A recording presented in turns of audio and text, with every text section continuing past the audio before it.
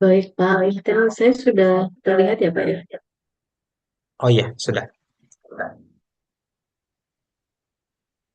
Baik. Ya. Selamat pagi, Bapak Ibu. Perkenalkan, saya dengan Ibu Muslihah Nurma Ramadhani. Setiap harinya saya sebagai dosen di program studi D4 Keselamatan dan Kesehatan Kerja di Fakultas Kesehatan Universitas Nahdlatul Ulama Surabaya. Saya mengikuti pendidikan di S1 Kesehatan Masyarakat di Universitas Airlangga, kemudian di S2 Kesehatan Masyarakat di Universitas Diponegoro, kemudian S3 Kesehatan Masyarakat di Universitas Airlangga. Baik pada kesempatan pagi hari ini menjelang siang, terima kasih atas kesempatan yang diberikan berbagi sedikit berkaitan dengan safety inspektor atau inspektur keselamatan di perusahaan. Mengingat tadi sudah disampaikan oleh Bu Leli bahwa banyak banget ya bahaya di tempat kerja, di antaranya ada bahaya fisik, bahaya kimia, kemudian salah satunya tadi juga disebutkan terkait dengan bahaya ergonomi. Nah, salah satu fungsi dari safety inspector di sini adalah memiliki tugas untuk melakukan pemeriksaan, evaluasi, serta pengawasan terhadap sistem, prosedur, dan kondisi kerja dengan tujuan untuk memastikan bahwa aspek keselamatan kerja terpenuhi sesuai dengan standar, peraturan, dan regulasi yang berlaku.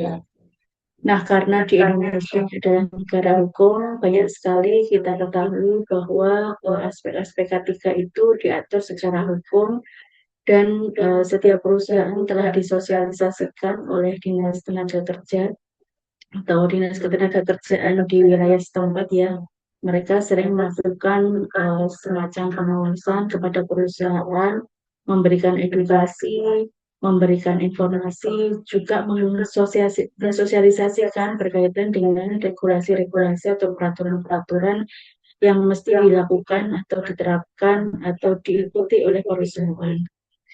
Nah, keberadaan safety inspector ini dikaitkan dengan tujuan pertama adalah karena tadi berbagai macam resiko, bahaya, kemudian banyak sekali kerugian yang diakibatkan oleh kejadian-kejadian di kecelakaan di perusahaan, maka keberadaan safety inspector ini adalah pertama mencegah kecelakaan kerja dan penyakit akibat kerja. Mungkin Bapak Ibu sudah sangat familiar terkait dengan dua istilah ini, kecelakaan kerja dan penyakit akibat kerja adalah sesuatu hal yang sangat sering ditemui di perusahaan, khususnya perusahaan yang belum patuh atau mungkin dalam pelaksanaan K3-nya itu belum optimal atau bisa dikatakan budaya K3-nya belum terbentuk. Maka keberadaan safety inspector ini sangat penting untuk memberikan hasil identifikasinya, hasil pemeriksaannya, hasil evaluasinya ketika mereka di lapangan untuk diberikan evaluasi terhadap perbaikan-perbaikan yang seharusnya dilakukan oleh perusahaan untuk mencegah kecelakaan kerja dan penyakit akibat kerja. Yang kedua, dengan adanya kecelakaan kerja yang sudah bisa dicegah, kemudian penyakit akibat kerja yang bisa dikendalikan, maka harapannya adalah produktivitas kerja di lingkungan kerja tersebut akan meningkat. Yang mestinya pekerja itu berangkat dari rumah, semuanya itu berawal dari niat, berawal dari mereka bangun tidur, kesiapan mereka terhadap pekerjaan, kemudian di jalan raya sampai di perusahaan, tentu itu membawa bersinggungan dengan bahaya-bahaya di sekitar mereka. Nah, keberadaan para pekerja ini tentu perlu diberikan edukasi kepada seluruh karyawan, baik itu pada level bawah, level menengah maupun level atas untuk selalu membudayakan K3 agar produktivitas kerja meningkat. Kita mengetahui bahwa ketika kita mendengar pemberitaan di media terjadi kebocoran gas atau mungkin ledakan-ledakan yang terjadi di area pekerjaan itu tidak mungkin di pekerjaan itu tidak akan terhenti. Nah, pekerjaan yang terhenti itulah yang salah satu Mohon izin Ibu, bisa kita mungkin slide-nya belum bergerak ya, atau memang belum dilanjutkan, masih freeze slide-nya tadi. baik. Ini Oke, saya siap. coba untuk Sudah. baik. Eh, Tadi sudah sampai di ledakan ya. Jadi kalau misalkan di perusahaan itu terjadi ledakan, kebocoran gas atau kecelakaan kerja yang sifatnya besar, tidak mungkin di perusahaan tersebut itu kejadiannya itu akan terus berlangsung ya. Pasti akan ada kendala-kendala di dalam produksi meskipun tetap jalan, tetapi pasti akan ada hambatan. Nah, inilah salah satu yang perlu dicegah oleh perusahaan agar kejadian-kejadian seperti itu tidak terjadi di lapangan sehingga produktivitas kerja di perusahaan tersebut tetap baik dan bahkan terus meningkat.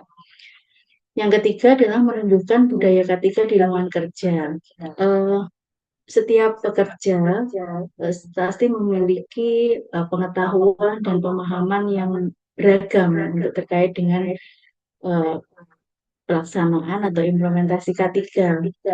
Ada di antara mereka itu masih memiliki pemahaman bahwa kecelakaan kerja itu bagian dari takdir, atau kecelakaan kerja itu merupakan apes, atau kecelakaan kerja itu sesuatu hal yang ya pasti terjadi karena memang dia bekerja.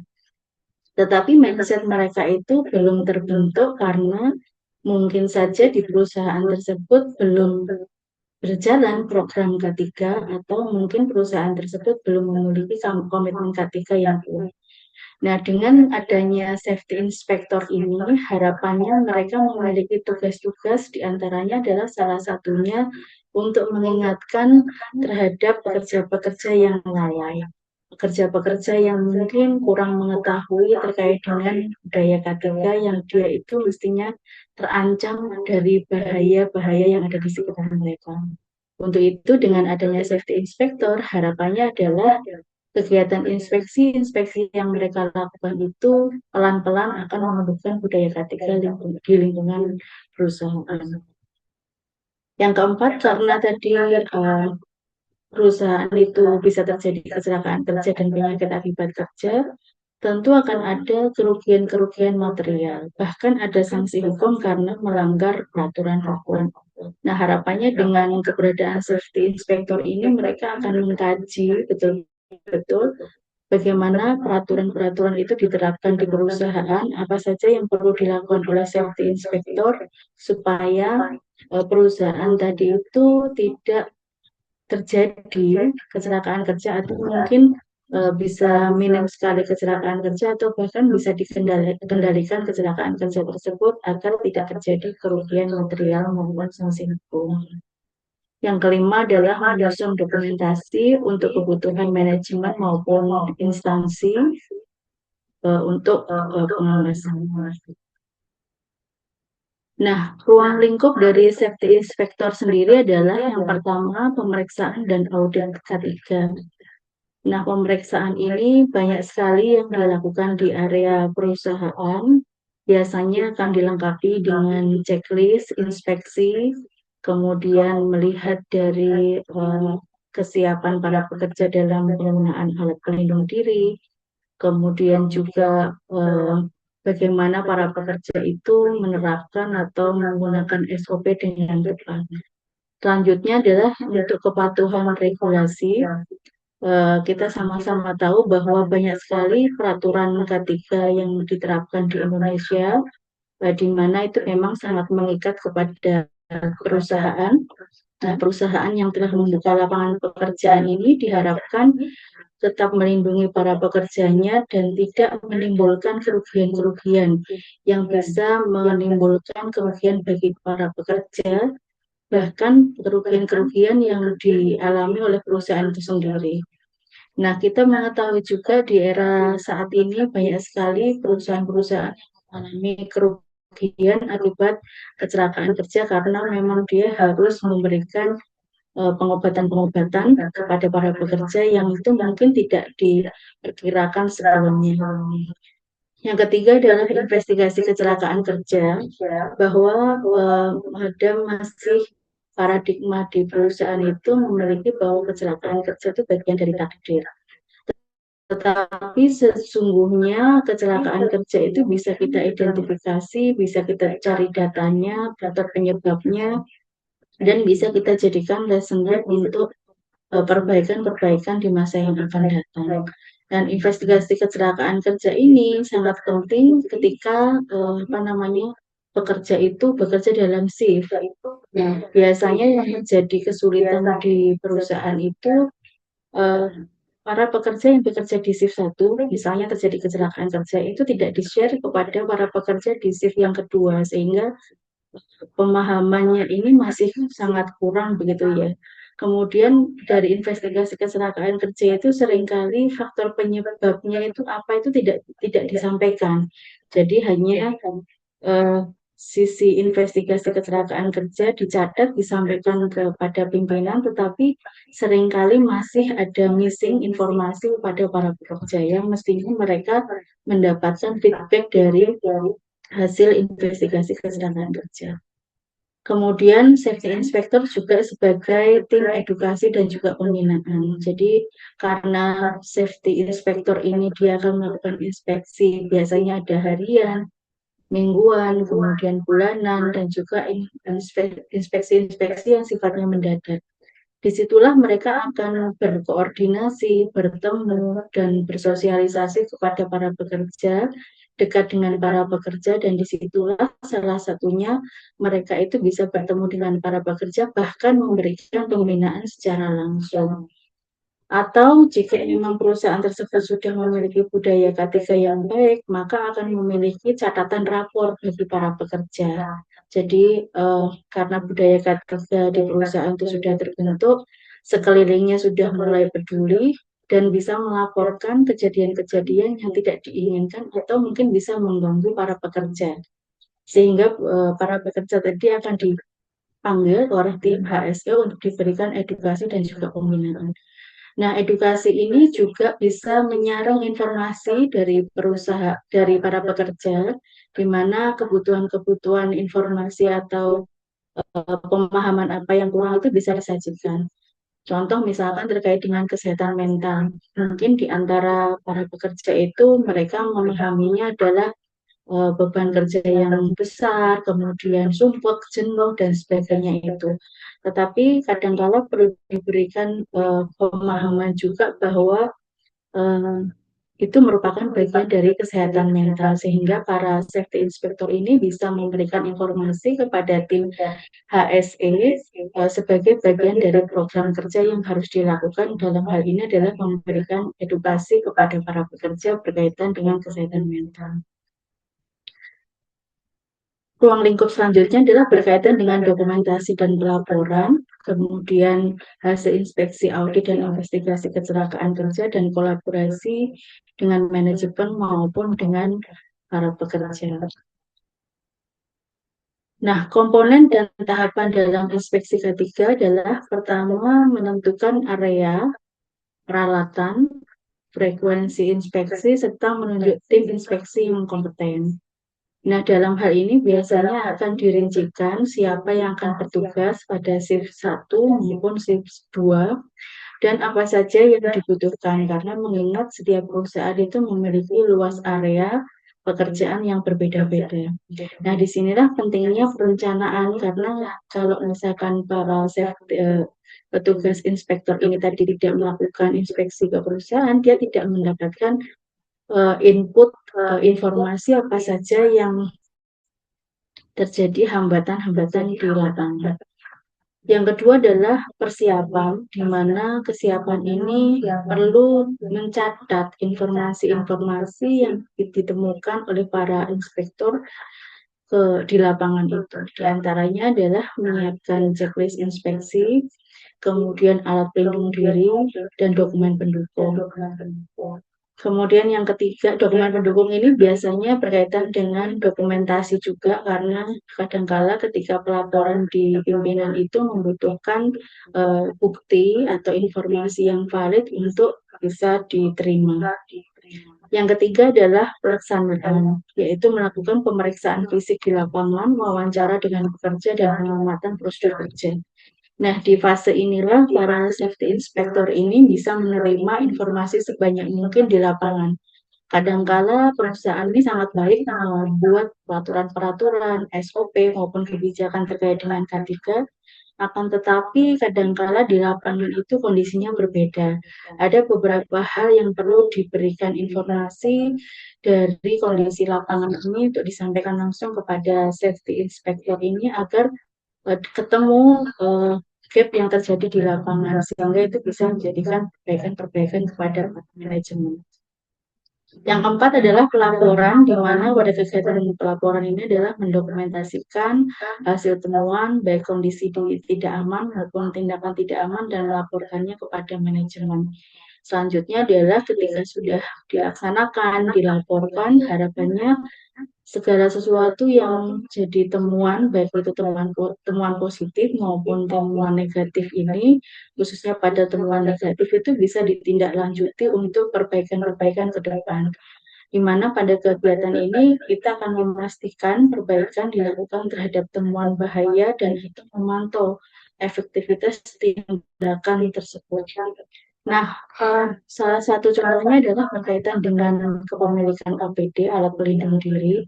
Kadangkala perusahaan itu merasa sudah menyediakan alat pelindung diri, tetapi karena kondisi pekerja ini berbagai macam, ada yang tinggi, ada yang kecil, ada yang besar, ada yang obesitas, dan seterusnya ya.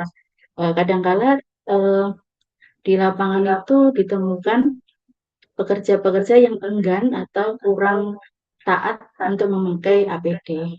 Sehingga temuannya ya salah satunya sudah tersedia APD tetapi ukurannya atau kondisinya itu tidak sesuai dengan para pekerja ini.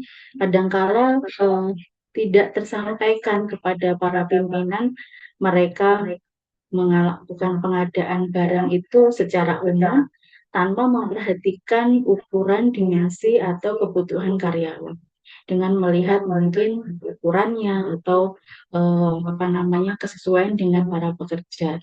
Selain helm, misalkan sepatu juga demikian itu seringkali menjadi catatan khusus bagi para pekerja. Kenapa dia tidak mau menggunakan APD tersebut? Bukan karena dia tidak paham lagi, tetapi memang kondisinya tidak memadai atau tidak sesuai dengan kebutuhan mereka.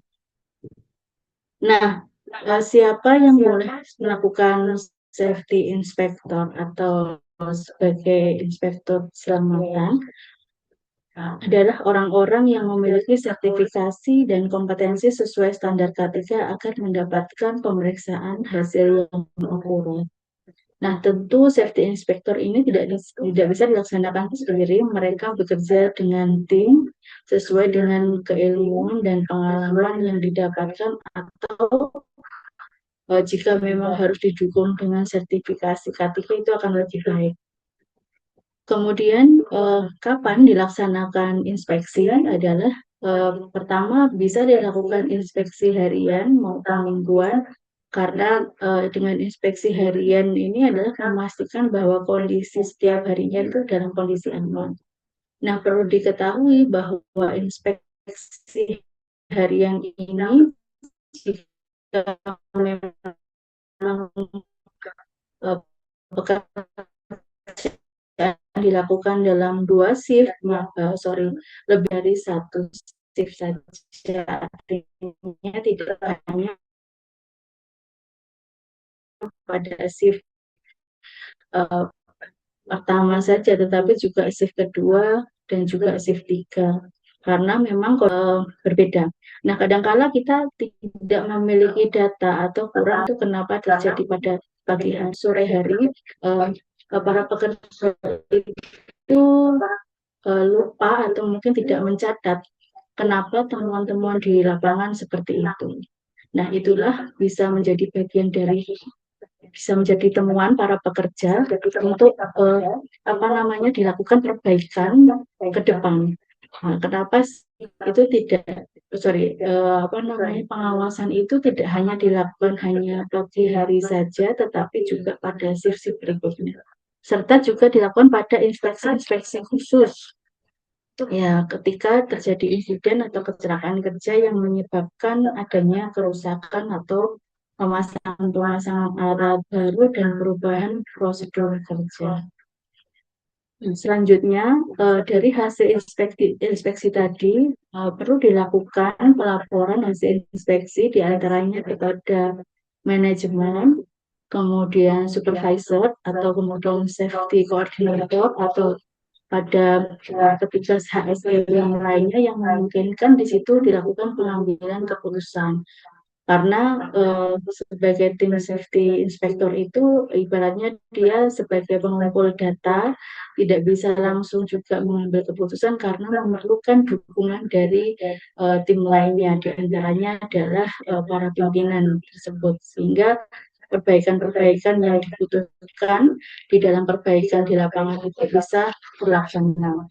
Peran manajemen dalam program inspeksi adalah menyediakan anggaran tentunya ya, karena kadang-kala ditemukan secara langsung, dilakukan perbaikan secara langsung, itu juga membutuhkan anggaran. Kemudian mendorong budaya keselamatan dan keterlibatan karyawan, dan juga menindaklanjuti temuan inspeksi dengan tindakan perbaikan. Ini menjadi bagian penting dukungan dari manajemen karena ketika para inspektur keselamatan tadi melakukan pekerjaannya, kemudian tidak ada dukungan dari manajemen, itu hanya apa namanya, ibaratnya dia hanya bekerja separuh begitu ya. Karena selanjutnya dari data-data yang mereka kumpulkan di lapangan itu harapannya menjadi perbaikan atau tindak lanjut dari temuan inspeksi dan perbaikan selanjutnya. Nah, apa yang ditemukan dari para safety inspector? Antaranya adalah adanya hambatan berkaitan dengan keterbatasan ruang, jadwal operasional yang padat, dan kurangnya disiplin pekerja. Kadang-kala juga mereka, para pekerja ini tidak terlalu menghiraukan keberadaan safety inspector dan juga kurang memberikan ruang kepada para safety inspector tadi itu terkait dengan informasi-informasi yang perlu diberikan kepada safety inspector. Kadang-kala para pekerja itu menganggap para safety inspector itu tidak melakukan pekerjaan karena hanya bertanya-tanya, hanya mengawasi begitu, sehingga ini juga menjadi bagian dari perbaikan manajemen bahwa safety inspector ini merupakan bagian dari tim HSE yang harus bisa membawa data dari perusahaan, dari para pekerja di lapangan untuk dilakukan perbaikan ke depan. Nah, strategi yang bisa ditawarkan adalah koordinasi dengan lintas tim, karena bagaimanapun juga di perusahaan itu terbagi berbagai macam tim, kemudian penyesuaian jadwal dan meningkatkan sosialisasi berkaitan dengan prosedur etika. Mungkin itu yang bisa kami sampaikan dari sharing session pada pagi hari ini. Mohon maaf bila tadi ada kendala. Jika ada diskusi kami persilakan. Assalamualaikum warahmatullahi wabarakatuh.